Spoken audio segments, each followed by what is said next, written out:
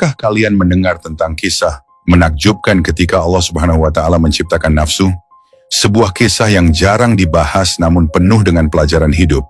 Bayangkan nafsu yang begitu degil, keras kepala, hingga akhirnya Allah memerintahkannya untuk tunduk. Namun apa yang sebenarnya terjadi dalam proses penciptaannya? Dan bagaimana akhirnya nafsu tunduk setelah peristiwa yang mengejutkan? Di video kali ini kita akan mengungkap kisah ini secara mendalam, sehingga kita bisa memahami betapa kuatnya nafsu dan bagaimana kita harus mengendalikannya. Sahabat umat muslim, sebelum kita masuk ke pembahasan utama, kami mohon agar Anda menonton video ini hingga akhir, supaya tidak terjadi kesalahpahaman. Jangan lupa untuk memberikan like, subscribe, dan tinggalkan komentar jika ada yang perlu diluruskan dari pembahasan kali ini. Bismillah, mari kita mulai pembahasannya.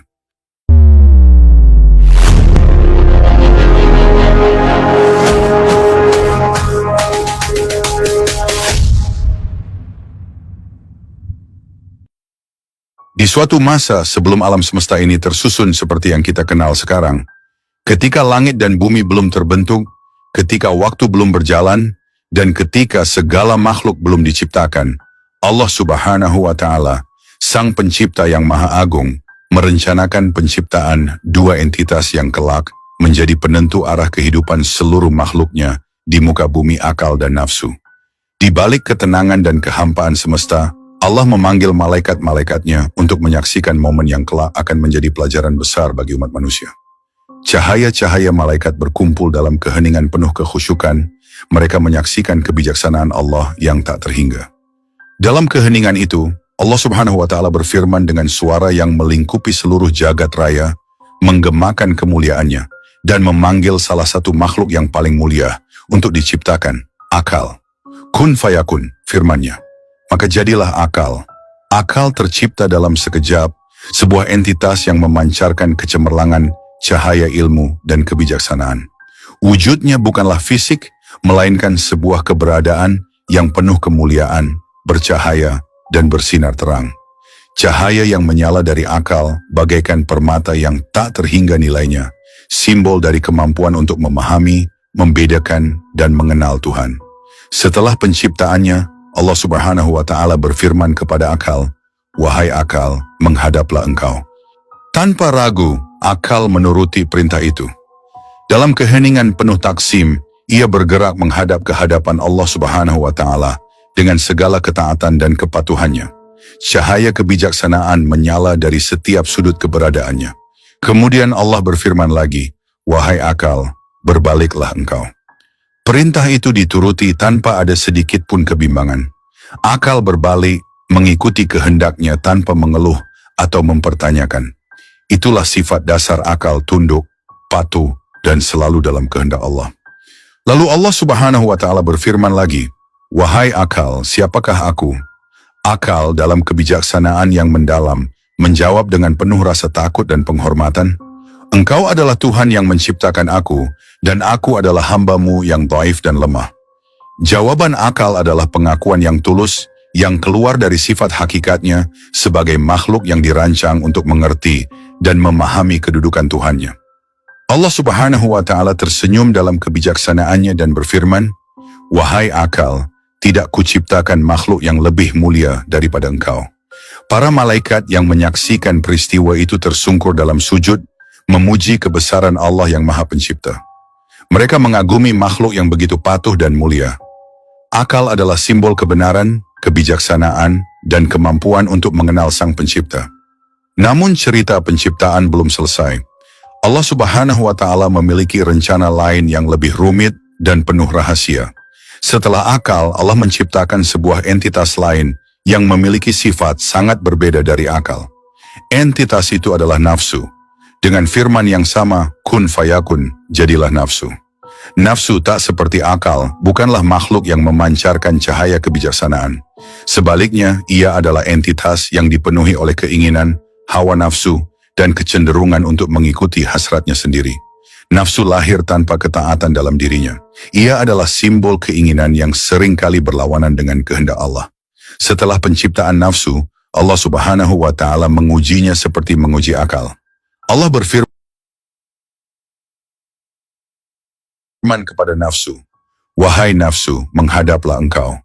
Tetapi nafsu tidak menuruti perintah itu. Ia tidak bergerak, tidak menunjukkan tanda-tanda kepatuhan. Ia mendiamkan diri, penuh dengan kesombongan. Para malaikat menyaksikan dengan terkejut. Bagaimana mungkin makhluk yang baru saja diciptakan oleh Allah langsung menolak untuk taat kepada Sang Pencipta? Allah Subhanahu wa Ta'ala berfirman lagi, "Siapakah engkau dan siapakah aku?" Dengan congkak, nafsu menjawab, "Aku adalah aku dan engkau adalah engkau." Jawaban itu menggema dengan keras di seluruh alam semesta. Kesombongan nafsu terpancar begitu jelas, menggemakan sifat kedegilannya yang dalam. Para malaikat gemetar mendengar jawaban nafsu yang angkuh itu. Nafsu dengan berani menyamakan dirinya dengan Tuhannya. Murka Allah Subhanahu wa Ta'ala pun membara. Langit meredup dan bumi yang belum terbentuk itu berguncang, seakan merasakan getaran kemarahannya.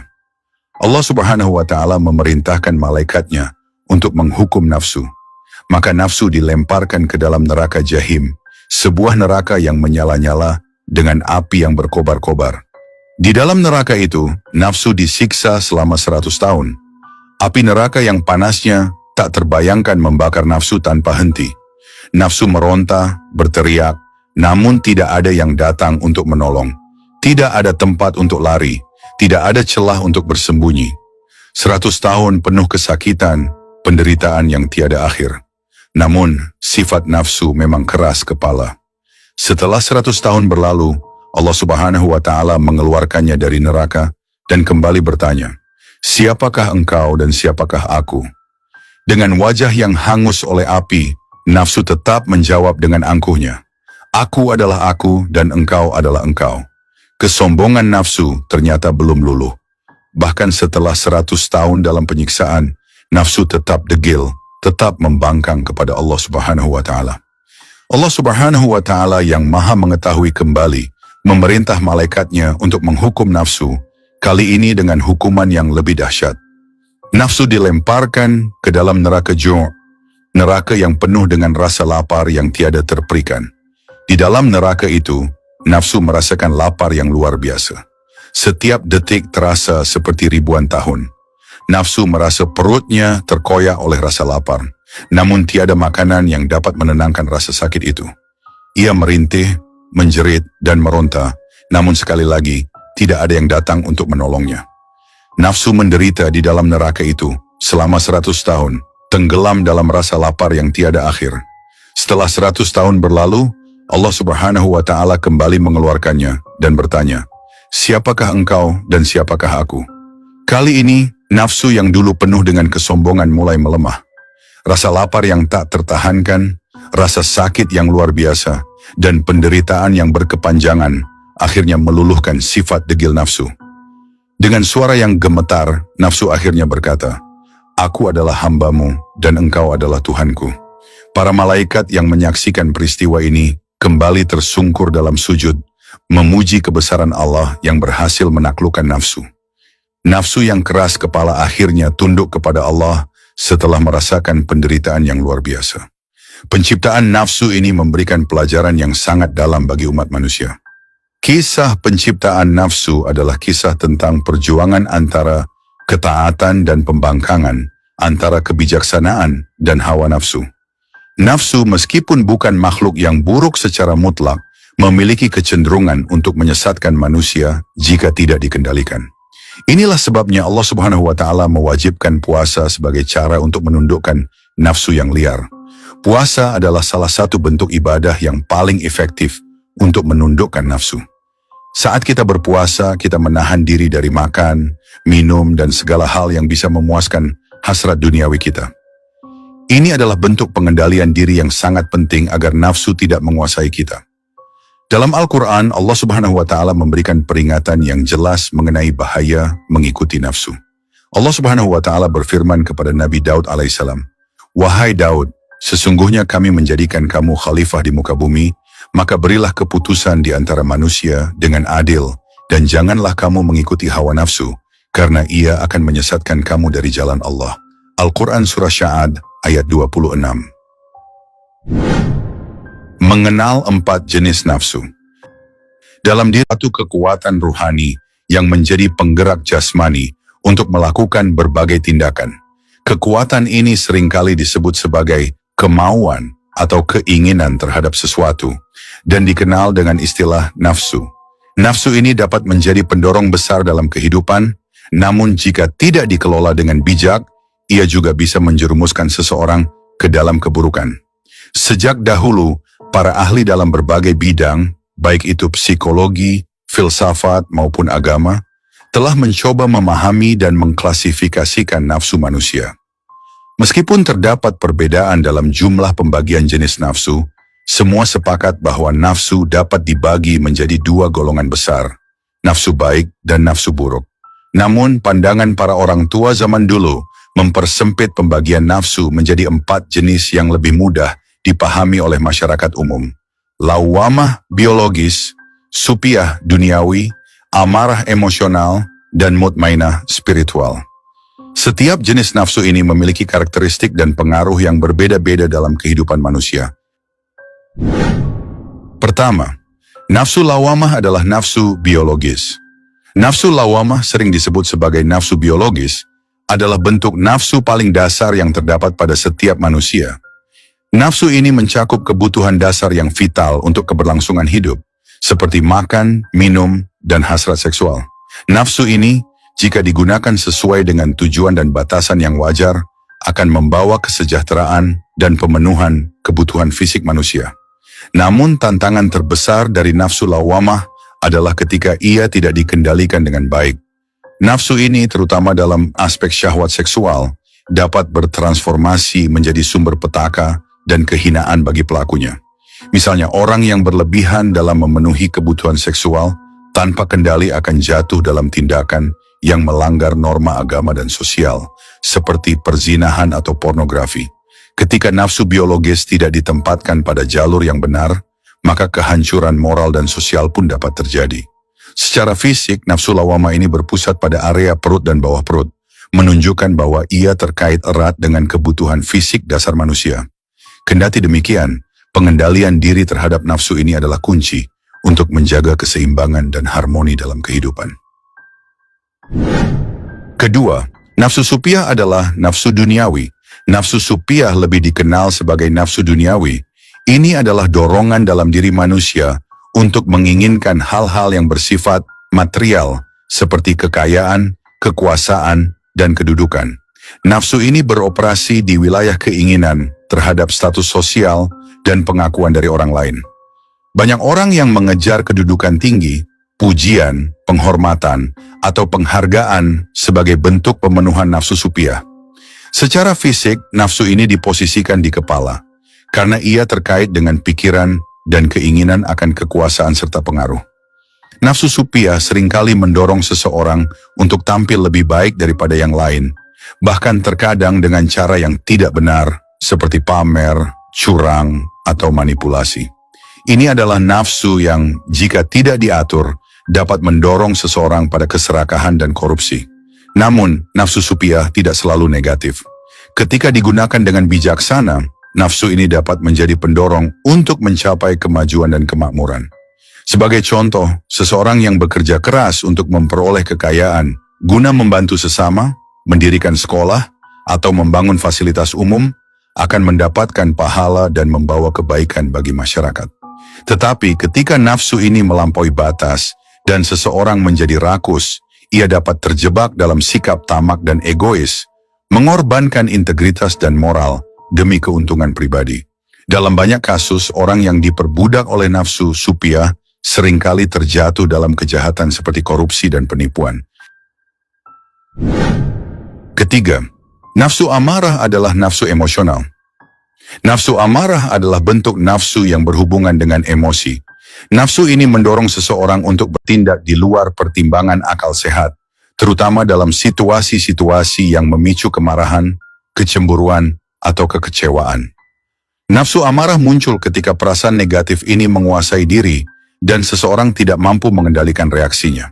Secara fisik, nafsu amarah berpusat di pangkal leher, yang secara simbolis menunjukkan bahwa ia seringkali muncul tiba-tiba dan tidak terkendali.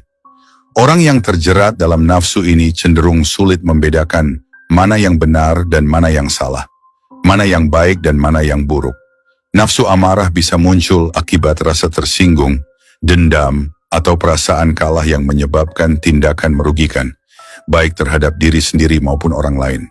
Namun seperti halnya nafsu lainnya, nafsu amarah juga memiliki sisi positif. Dalam beberapa situasi, kemarahan yang dikendalikan bisa menjadi pendorong bagi tindakan yang produktif, seperti membela kebenaran atau melawan ketidakadilan. Misalnya, kemarahan yang terarah pada ketidakadilan sosial bisa memotivasi seseorang untuk berjuang demi perubahan yang positif. Di sisi lain, orang yang tidak mampu mengendalikan nafsu amarah dapat menjadi ancaman bagi dirinya sendiri dan lingkungan sekitarnya. Ia mungkin akan merusak hubungan sosial, menciptakan konflik, atau bahkan melakukan kekerasan yang berakibat fatal. Keempat, nafsu mutmainah adalah nafsu spiritual. Di antara keempat jenis nafsu, nafsu mutmainah adalah yang paling mulia. Ini adalah nafsu yang mendorong seseorang untuk mencari ketenangan jiwa dan kedekatan dengan Sang Pencipta.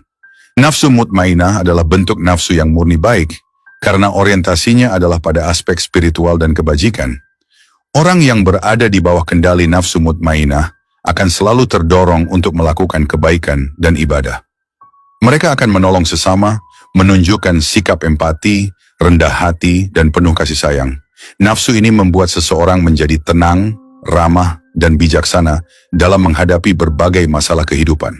Secara fisik, nafsu ini berpusat di dada, menandakan bahwa ia terkait dengan perasaan damai dan kebahagiaan batin yang mendalam. Nafsu mutmainah mengajarkan bahwa kebahagiaan sejati tidak terletak pada hal-hal material, melainkan pada kesejahteraan jiwa yang diisi dengan iman dan takwa.